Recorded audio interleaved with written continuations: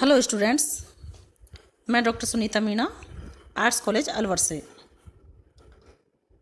इससे पूर्व वीडियो में हम राजनय के लक्ष्य अर्थात द ऑब्जेक्टिव ऑफ डिप्लोमेसी पर चर्चा कर रहे थे, जिसमें हमने देखा कि राजनय अर्थात डिप्लोमेसी के कौन कौन से मुख्य लक्ष्य होते हैं या कौन कौन से मुख्य उद्देश्य होते हैं।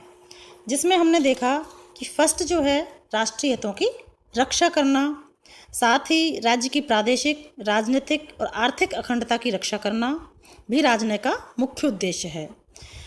नेक्स्ट हमने देखा था मित्रों के संबंध बढ़ाना तथा शत्रुओं को तटस्थ करना। इसके अलावा विरोधी शक्तियों के गठबंधन को रोकना, युद्ध का संचालन तथा आर्थिक एवं व्यावसायिक लक्ष्य, ये किसी भी डिप्लोमेसी के प्रमुख लक्ष्य होते हैं। लेकिन इसके साथ साथ नेक्स्ट जो पॉइंट हैं अपन इसके या नेक्स्ट जो उद्देश्य हैं, ऑब्जेक्टिव हैं, उनको हम आज डिस्कस करेंगे। तो आर्थिक एवं व्यावसायिक लक्ष्य के अलावा अगर नेक्स्ट हम इसका देखें तो है खाद्यान्न की सहायता करना। डिप्लोमेसी का एक उद्देश्य है फूड असिस्टेंस। द्वितीय विश्व युद्ध के बाद संसार के विभिन्न भागों में खाद्यान्न की कमी के कारण खाद्यान्न से संपन्न देशों ने इसे अपने राजनय के रूप में अर्थात इसे अपने डिप्लोमेसी का एक साधन बनाया था। आज अन्न उत्पादन देश अपनी शर्तों पर ही माल बेचते हैं। खाद्य प्राप्त करने के लिए राज्य को एक सीमा तक अन्य राज्यों का हस्तक्षेप भी स्वीकार करना पड़ता है। इससे संबंधित संधि वार्ताएं केवल व्यावसायिक न रहकर राजनीतिक बन जाती हैं। इससे खाद्यान्न आयात करने वाले देशों की विदेश नीति प्रभावित होती है। अर्थात आज के दौर में या द्वितीय विश्व युद्ध के बाद की अगर हम बात करें तो खाद्यान्न जो है वो भी डिप्लोमेसी का एक महत्वपूर्ण उद्देश्य है। अर्थात खाद्यान्न के माध्यम से भी डिप्लोमेसी की जा सकती है। नेक्स्ट है राज्य के स्थायी हितों की पूर्ति करना। डिप्लोमेसी का मुख्य लक्ष्य राज्य के स्थायी हितों की पूर्ति करना है। इन स्थायी हितों की अवहेलना केवल भयानक संकट के समय में ही हो सकती है। कभी कभी अस्थायी लाभों के लिए भी सौदेबाजी की जाती है। जनता के आग्रह एवं दबाव के कारण सरकार को कुछ समय के लिए स्थायी हितों को छोड़कर अन्य हितों की प्राप्ति का प्रयास करना पड़ता है तथा भावनाओं पर आधारित जन प्रतिक्रिया के दबाव में राज्य को यदि अपनी विदेश नीति या राजनय को बदलना पड़े तो वह अत्यंत दुर्भाग्यपूर्ण एवं खतरनाक सिद्ध हो सकती है। अर्थात राज्य के स्थायी हितों की पूर्ति करना भी डिप्लोमेसी का मुख्य लक्ष्य है। नेक्स्ट है इसमें पारस्परिक आदान प्रदान। राजनय अपने प्रमुख लक्ष्य राज्य की सुरक्षा तथा अपने अधिकारों की रक्षा के लिए पारस्परिक आदान प्रदान की नीति का अनुसरण करता है। कोई राजनय यदि अंतिम सत्यों की धारणा पर आधारित है, अल्टीमेट ट्रूथ की धारणा पर आधारित है, तो वह निश्चित ही असफल होगा। अतः एक सफल राजनय को व्यवहारिक होना चाहिए। उसे दूसरे राज्यों पर नैतिक निर्णय देने अथवा उनके अधिकार निर्धारित करने का प्रयास नहीं करना चाहिए। अर्थात दूसरे राज्यों के हितों पर, उसके उद्देश्यों पर या उसके निर्णयों पर हस्तक्षेप नहीं करना चाहिए, क्योंकि प्रत्येक राज्य का अपना जीवन दर्शन होता है। इस राजनीतिक यथार्थ को स्वीकार करके ही अन्य देशों के साथ राजनीतिक या राजनयिक व्यवहार स्थापित करना चाहिए। नेक्स्ट है इसमें सद्भावना की स्थापना। The establish of goodwill. राष्ट्रीय हित की उपलब्धि के लिए राजनय को अपने सभी उपलब्ध साधनों द्वारा दूसरे देश के साथ सद्भावनापूर्ण संबंध स्थापित करने चाहिए। राज्य के आपसी समझौते एवं संधियां भी आपसी सद्भाव एवं रुचि पर निर्भर होने चाहिए।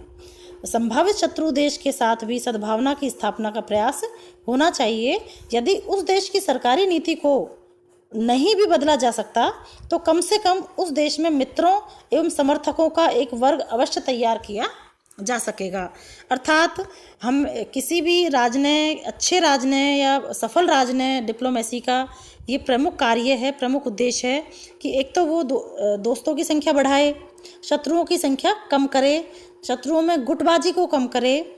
साथ ही साथ अगर किसी से मतभेद भी हैं, अंतर्राष्ट्रीय राजनीति में मतभेदों का होना जायज़ है, वो जो होते हैं, तो अगर किसी शत्रु राष्ट्र से या किसी विरोधी राष्ट्र से मतभेद भी हैं तो भी उसके आंतरिक मामलों में हस्तक्षेप हमें नहीं करना चाहिए या किसी भी डिप्लोमेसी को नहीं करना चाहिए। इसी संदर्भ में के.एम. पाणिकर ने राज्यों के कूटनीतिक व्यवहार को कुछ प्रमुख लक्ष्य निर्धारित किए हैं। अर्थात पाणिकर के अनुसार जो डिप्लोमेसी है उसके क्या लक्ष्य हो सकते हैं वो इस प्रकार हैं। नंबर 1 हम इसमें ले सकते हैं कि मित्र राष्ट्रों के साथ संबंधों को मजबूत बनाना और जिन देशों के साथ मतभेद हों उनसे यथासंभव तटस्थ रहना। भाई क्योंकि अगर हम विरोधी देशों के साथ या शत्रु देशों के साथ विवाद बढ़ाना तो डिप्लोमेसी का कार्य है नहीं, उसका लक्ष्य है नहीं। और अगर हम विवाद बढ़ाते हैं तो कहीं ना कहीं युद्ध होगा, मतलब उसकी जो अंतिम जो चीज़ होती है वो युद्ध होती है। और युद्ध हम ये कह सकते हैं कि किसी भी संदर्भ में किसी भी तरीके से बिल्कुल लाभकारी नहीं है। युद्ध में सिर्फ और सिर्फ नुकसान के कुछ नहीं है, कुछ नहीं होता। इसलिए हमेशा हमें अपने मित्रों की संख्या बढ़ानी चाहिए। डिप्लोमेसी की ये मुख्य लक्ष्य है कि उसे मित्रों की संख्या बढ़ानी चाहिए, मित्रों के साथ संबंधों को मजबूत करना चाहिए और जिन देशों से मतभेद हैं उनसे तटस्थ रहना चाहिए, ना कि उलझना चाहिए। नेक्स्ट है अपने राष्ट्रीय हित विरोधी शक्तियों को तटस्थ बनाए रखना तथा इसके विरुद्ध दूसरे राष्ट्रों को एकजुट बनने से रोकना। यदि दूसरे राष्ट्रों के विरुद्ध अपने हितों की रक्षा करते समय साम दाम भेद दंड तीनों नीतियां असफल हो जाएं, साम दाम और भेद तीनों नीतियां असफल हो जाएं तो लास्ट जो है दंड अर्थात युद्ध का सहारा लिया जाए। किंतु कूटनीति का कार्य है कि युद्ध ऐसी परिस्थिति में तथा ऐसे रूप में अपनाया जाए कि दूसरे देश यह समझ जाएं कि तुम्हारा पक्ष न्यायपूर्ण है। अर्थात अंतर्राष्ट्रीय राजनीति में अगर युद्ध करना पड़े, देखिए अंतर्राष्ट्रीय राजनीति में कौटिल्य ने भी मनु ने भी 4 तरीके बताए। कौटिल्य ने अंतर्राष्ट्रीय संबंधों को निर्वहन के 4 तरीके बताए हैं, साम दाम भेद और दंड। अर्थात दंड को उसने सबसे लास्ट में लिया है। दंड का मतलब युद्ध। सबसे पहले हमें समझौते करने चाहिए, किसी भी देश से समझौते करने चाहिए। नहीं अगर उस समझौता अगर नहीं सफल होता है तो उसको लोभ या लालच देना चाहिए, उपहार देना चाहिए।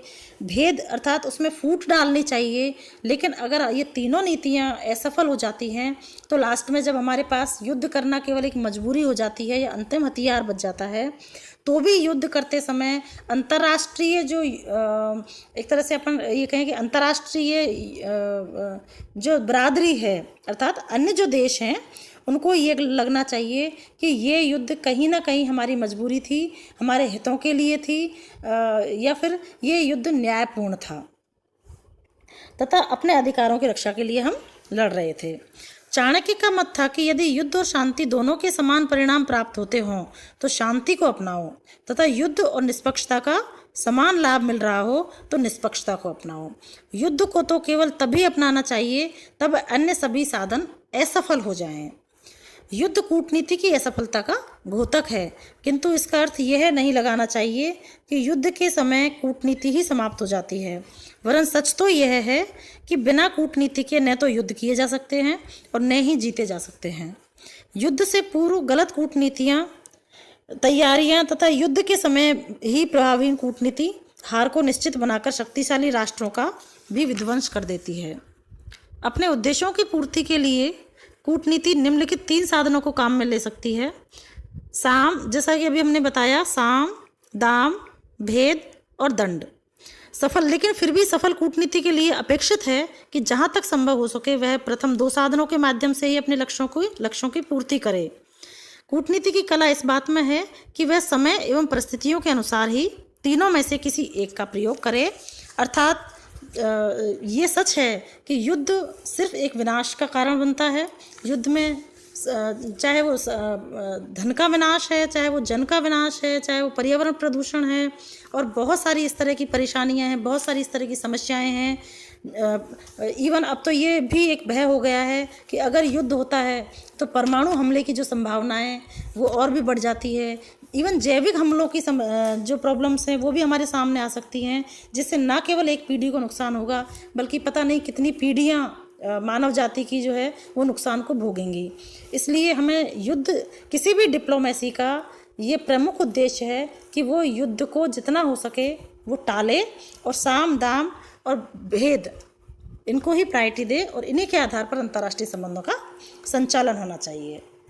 आज का जो अपना टॉपिक है राजनय के लक्ष्य या ऑब्जेक्टिव्स, उसको हम यहीं ख़त्म करते हैं। नेक्स्ट टॉपिक अपन नेक्स्ट वीडियो में करेंगे। धन्यवाद।